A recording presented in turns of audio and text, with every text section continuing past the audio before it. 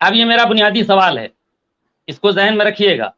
अब इसको किसी को अगर बुरा लगे तो मैं उसके लिए कुछ कर नहीं सकता, मेरे पास कोई जवाब इसका नहीं है। अब आते हैं आपके सवाल पे कि सर मैं शिक्षा मित्रों को वर्गलाता हूं। मैं 14 तक एक्टिव कार्यकर्ता रहा उत्तर प्रदेश प्राथमिक शिक्षा मित्र संघ का, बाकायदा रिटर्न में मैं जिला प्रभारी रहा 3-4 साल।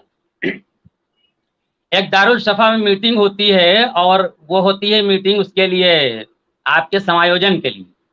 तो मेरी मांग ये थी कि पहले मानदेय, मैं 14 की बात कर रहा हूं, कि पहले मानदेय बढ़वाया जाए तब समायोजन कराया जाए, क्योंकि उस वक्त 1,70,000 शिक्षा मित्र थे, 72,000 के आसपास, और उसमें से बहुत कम लोग ऐसे थे, आधे लोग भी ट्रेनिंग कर पाए थे, दूसरे चरण वाले कर रहे थे, और कुछ लोग हमारे ऐसे थे जो ट्रेनिंग शुरुआत होने वाली थी। तो मेरा कहना यह था कि पहले मानदेय बुनियादी कुछ बुनियाद बन जाए और उसके बाद समायोजन चरणबद्ध तरीके से हो। उस वक्त बात आई कि टेट करा लिया जाए डिपार्टमेंटल। मैं एक डिपार्टमेंटल टेट भी हूँ उर्दू से, उर्दू का होता है वो भी मैं टेट पास हूँ, 4 बार टेट मैंने पास करा है। तो गवर्नमेंट ने कहा कि भाई टेट हो जाए। खैर किसकी जिद से हुआ मैं नाम ले रहा हूँ, जितेंद्र शाही साहब की। भिड़ गए, कहा कि टेट नहीं होगा, मैं गोमती में कूद जाऊंगा मगर टेट नहीं होने दूंगा, ऐसे ही करा दीजिए।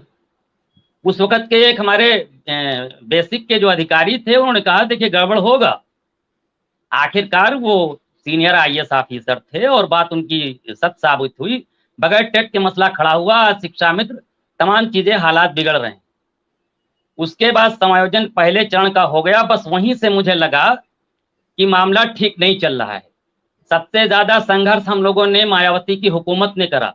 और विक्रम जी आप बुरा मत मानिएगा, जब आप लोग आए हैं तो हम लोग को संघर्ष करते कई साल बीत चुके थे, ठीक है सर।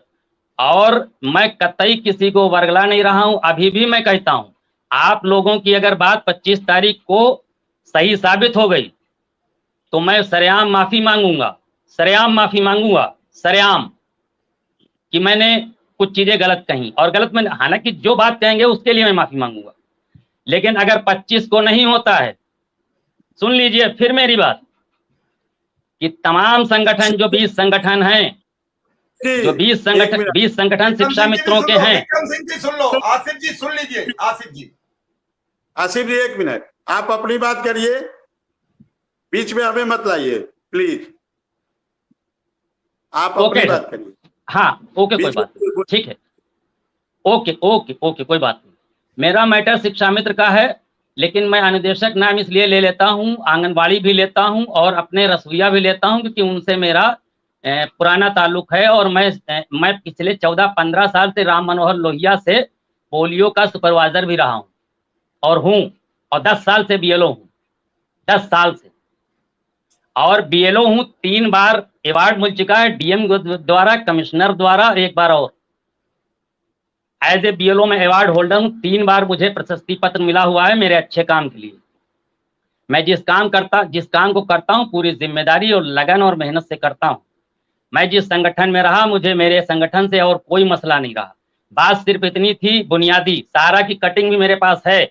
मैंने लिखा एज ए जिला प्रभारी लखनऊ कि पहले मानदेय बढ़ाया जाए तब समायोजन किया जाए। आज भी मैं उस पर कायम हूं। मैं 3 बार टेट पास हूं, मगर मैं कभी भी टेट नॉन टेट ये कुछ नहीं रहता। अभी 5 तारीख को धरना होता है। मैंने अपने जितने भी 3-4 ग्रुप थे, उर्दू हिंदी जो भी, सब पे मैंने चलाया कि कुछ भी हो, हर हालत में आप लोग बटिए नहीं।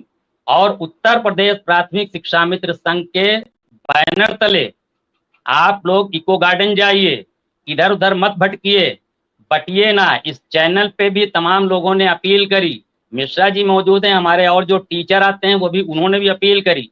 अब आ जाते हैं टीचरों की बात पे। जैसे कि किसी ने कहा, क्या कहा मैं नहीं जानता, अभी अटेंडेंस की बारी आई ऑनलाइन। आखिरकार शिक्षा मित्रों को शांत रहना चाहिए था, नेताओं को शांत रहना चाहिए था, मेरा उसमें कोई मैटर नहीं था। सारा मसला हल करा दिया आप लोगों ने। कौन सा टीचर, कौन सा संगठन आपके साथ खड़ा होने को तैयार है आज? बेगानी शादी में अब्दुल्ला दीवाना, आप वहां क्यों गए? आपसे क्या लेना देना था? आपके 90-95% शिक्षामित्र उसी गांव के हैं और उस गांव के क्रीम हैं।